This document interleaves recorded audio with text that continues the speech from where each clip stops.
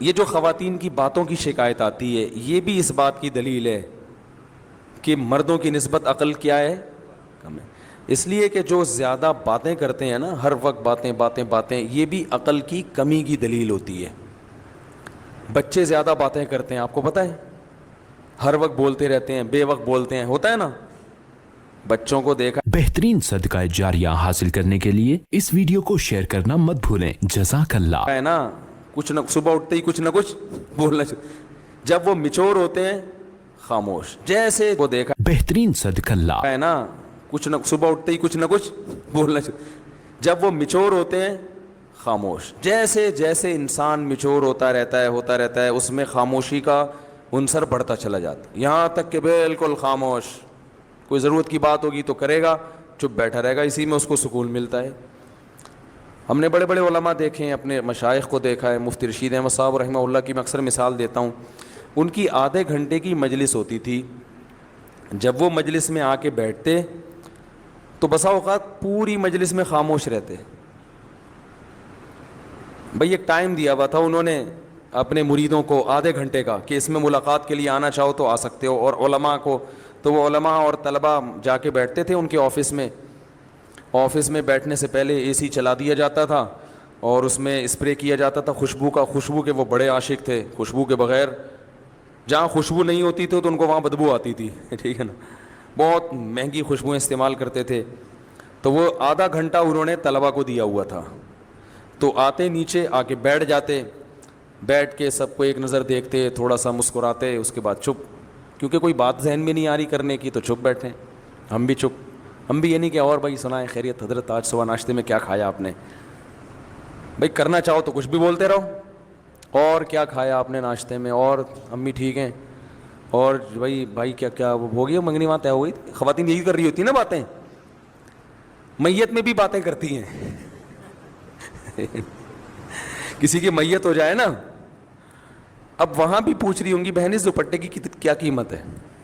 روتے روتے پوچھ رہی ہوں گی ہائے ہائے منع کے ابا دنیا سے چلے گئے اللہ مغفرت فرمائے. بہن یہ دوپٹہ کہاں سے لیا تھا تم نے؟ وہ پھر روتے روتے ہائے منع کے ابا بہت اچھے تھے، بولٹن مارکیٹ سے خریدا تھا میں نے.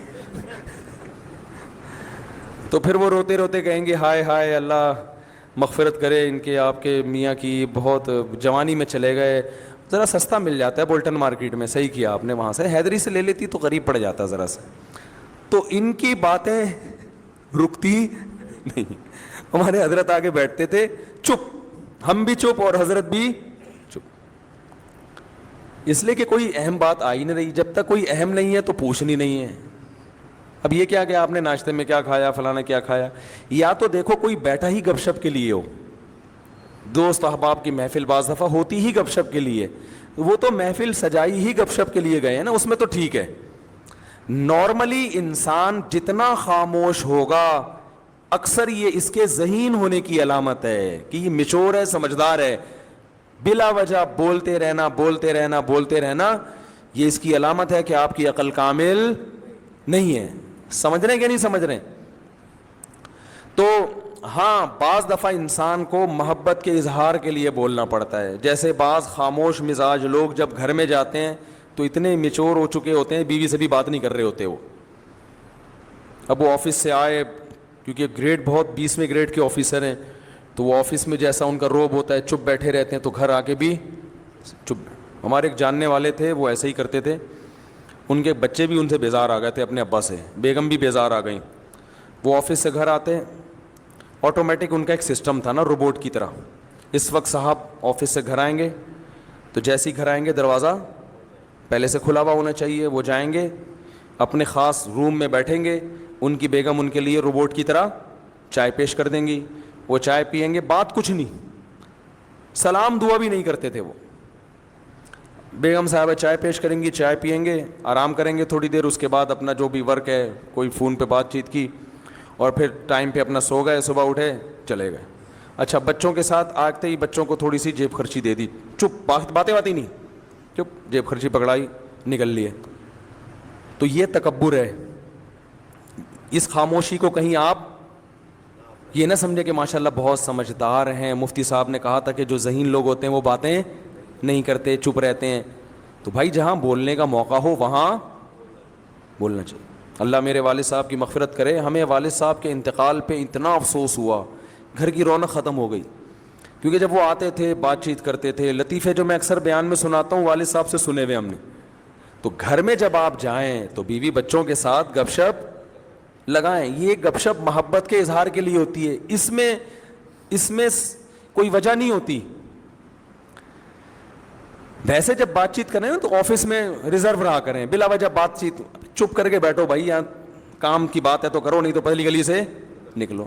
اب جیسے مجھ سے بھی کوئی ملنے کے لیے آئے, کوئی کام کی بات ہے, تو مجھے بھی میں کہتا ہوں بھائی اس کام کی بات کو فوکس کرو, ایران توران نہ جاؤ. فون میں نے ریسیو کر لیا کسی کا, وہ ایران توران شروع کر دیتے ہیں. بھائی جو آپ کا مسئلہ ہے اسے آپ پوچھیں, اگر پھر بھی وہ ادھر ادھر طول دیتا ہے تو میں لائن کاٹ دیتا ہوں کہ ہم اب گپ شپ کے لیے آپ سے ہم نے بات نہیں کی ہے. گپ شپ کیا ہے تو پھر دوستی ہے, تو پھر چلو وہ ہائی وے پہ چلتے ہیں, وہاں بیٹھ کے وہ بنوائیں گے انشاءاللہ, اور پھر گپے بھی لگائیں گے. سمجھ رہے ہیں نا؟ تو اس میں بعض لوگوں کی عادت ہوتی ہے وہ فری ہو جاتے ہیں. اور میں نے یہ چیز بھی نوٹ کی ہے, بہت معذرت کہ خواتین کے جب فون آتے ہیں تو وہ بات کو طول دیتی ہیں, ٹو دا پوائنٹ بات نہیں کرتی, بہت لمبی. مرد کا جب فون آتا ہے تو وہ مختصر بات کرتے ہیں. وجہ اس کی یہی ہے کہ خواتین کو بات سمیٹنا نہیں آتی ہے, سوائے ان خواتین کے جو میرا بیان سن رہی ہیں, کیونکہ پھر نیگیٹو کمنٹس بہت آتے ہیں, تو ان خواتین کے علاوہ کی بات کر رہا ہوں, طول دیتی ہیں. قرآن میں آتا ہے نا وَمَن يُنَشَّأُ فِي الْحِلْيَةِ وَهُوَ فِي الْخِصَامِ غَيْرُ مُبِينٍ. عورت کے بارے میں اللہ نے فرمایا وہ خصام میں غیر مبین ہوتی ہے.